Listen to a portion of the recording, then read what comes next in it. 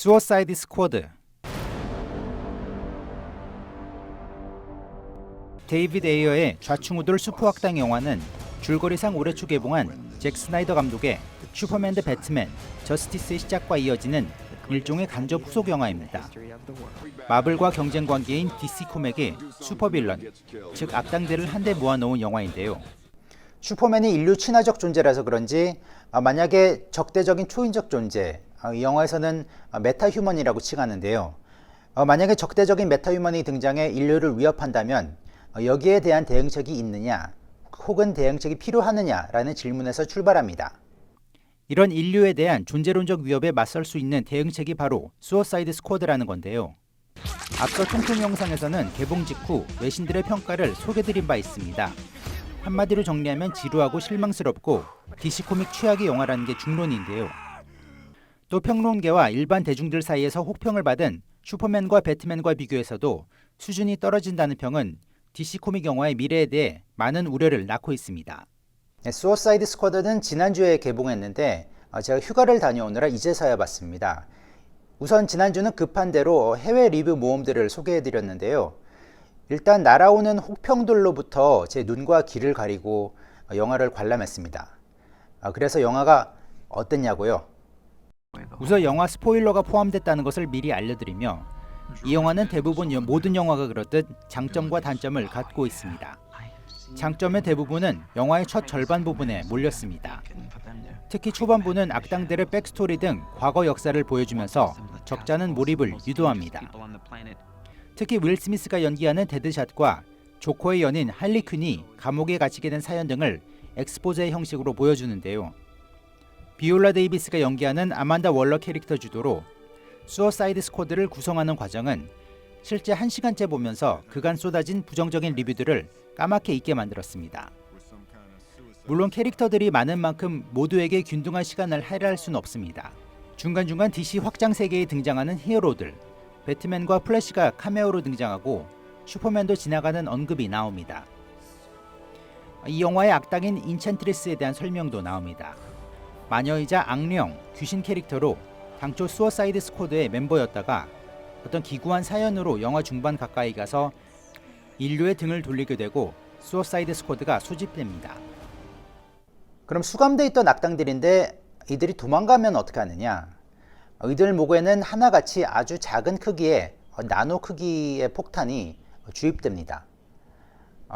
명령을 거역하거나 도주하는 경우 폭파가 될 수 있는 건데요.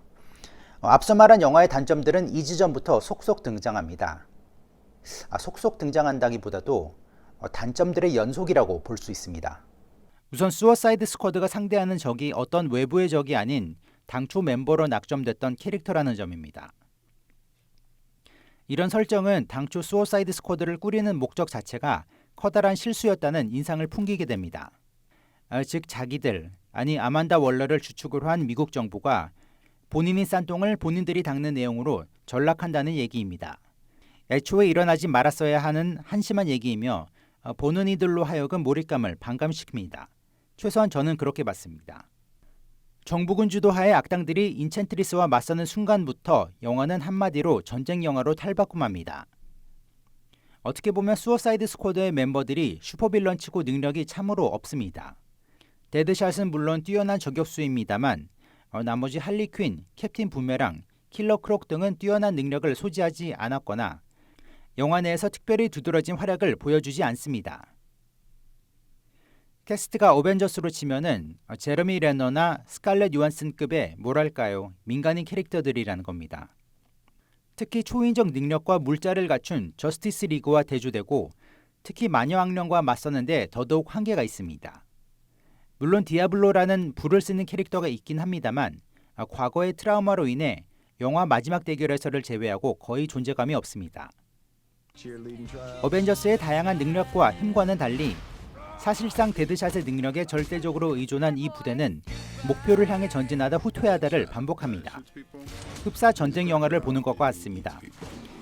저뿐 아니라 대부분 슈퍼히어로 영화를 보고 싶지 인간의 나약함과 한계를 엿볼 수 있는 전쟁 영화를 보고 싶던 게 아니었을 겁니다. 역시 능력이 없다 보니 캐릭터들이 특별히 하는 것 없이 멀뚱히 멍 때리면서 서 있는 경우가 많습니다. 앙상블 캐스팅이라는 거 하면은 보통 다양한 캐릭터들의 힘의 조화를 보여주는 것이 그 목적일 텐데요. 하지만 캡틴 부메랑의 경우 무의미하게 그냥 캡 부메랑을 이렇게 집어 던지는 경우가 많고, 심지어 어떤 캐릭터는 등장한 지 체감상으로는 한 5분 만에 그냥 죽어 나가는 캐릭터도 있습니다. 할리퀸의 존재감은 영화에 등장하는 조커와의 과거 회상 장면에서 부각되나 인챈트리스의 위협과 맞서는 데 있어서는 큰 비중이 있다고 보기 힘듭니다. 그래서 그런지 영화 중간중간 나오는 대결 혹은 위기 장면에서 이들이 뭔가 의미 있는 액션을 보여주지 못합니다. 또 영화 중후반 부분에 팀이 사실상 와해되는 부분이 있습니다. 이후 멤버들이 하나둘 인근 술집에 들어가 술을 마시며 잡담을 나누는데요. 네, 위기의 상황에서 술 한잔 들이키는 설정도 황당하기 짝이 없죠. 여기에 수어사이드 스쿼드의 리더격인 정부 특수부대원이 합류해 사실상 임무 종료를 선언한 뒤 이들을 해산, 즉 풀어주는데요. 별다른 설명 없이 갑작스럽게 윌 스미스 캐릭터가 임무를 이어가겠다고 자원하면서 나머지도 다시 합류합니다. 네, 저는 이 대목에서 사실 적잖이 당황했습니다. 정확히 받은 인상은 통편집된 부분이 있구나라는 인상을 받았는데요. 사실 이는 하나의 예일 뿐이고, 영화를 보면서 중간중간에 약간 엉성하게 통편집된 부분이 많다는 느낌을 적잖이 받았습니다. 실제 홀리우드 리포터는 수어사이드 스쿼드가 감독의 비전을 담은 어두운 편집본과 스튜디오가 바라는 더욱 대중적이며 밝은 버전 두 가지가 제작돼 결국 절충판이 극장에 올랐다고 보도했는데요. 이 때문에 편집을 포함해 영화의 톤 또한 들쑥날쑥하다는 지적을 받은 바 있습니다. 특히 이 바 장면에서부터 캐릭터들의 불운한 가족사 등 과거가 부각되면서 이들이 다시 전투에 뛰어드는 동기부여를 찾게 됐는데요. 내용면에서는 약간 신파적으로 이야기가 전개됩니다. 각본은 이들이 꼭 나쁜 사람들만은 아니다라는 것을 강조하고 마지막까지 관객이 이들의 감정에 올라타 이야기를 따라가라는 줄거리상 감정이입 장치를 등장시킨 겁니다. 하지만 그러기에는 영화의 결말 부분에 너무 가깝다는 인상으로 오히려 역효과를 유발하기도 합니다. 또 슈퍼히어로물 영화의 백미여야 할 마지막 액션 대결 장면도 상당히 김이 빠집니다. 수어사이드 스쿼드가 인챈트리스와 그녀의 오빠를 무찌르는 데 사용하는 도구가 폭탄입니다. 물론 상당히 위력이 있는 폭탄일 텐데, 폭탄으로 제거된다는 악령, 여러분은 들어보신 적이 있나요? 인챈트리스와 그녀의 오빠는 수어사이드 스쿼드를 상대하면서 왜 하필 심령술이나 슈퍼파워를 이용하지 않고 육탄전을 벌일까요? 헬리콥터와 자동차를 단번에 박살내고 도심을 쑥대밭으로 만들 능력이 있는 이들인데 제작진의 액션에 대한 상상력의 한계, 아니 이건 사실상 게으른 접근이라는 생각밖에 들지 않았습니다.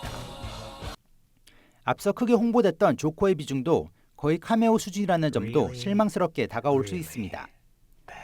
수어사이드 스쿼드는 평론가들의 혹평에도 개봉 첫날 예상을 깬 흥행 성적을 거두는 기염을 토하고 있습니다. 북미에서만 개봉 첫날 6,512만 5천 달러, 우리 돈 약 725억 원을 벌어들인 것으로 전해지는데요. 하지만 워너브라더스 경영진은 흥행 성적과는 관계없이 배트맨과 슈퍼맨에 이어 이번에도 혹평이 쏟아짐에 따라 향후 DC 확장 세계에 대한 브랜드 저하를 우려하는 것으로 알려졌습니다. 이 때문에 내년 개봉 예정인 저스티스 리그의 예고편을 일찍이 공개해 그간의 구겨진 명예를 만회할 수 있는 재기를 노리는 것으로 점쳐지는데요. 워너브라더스와 DC가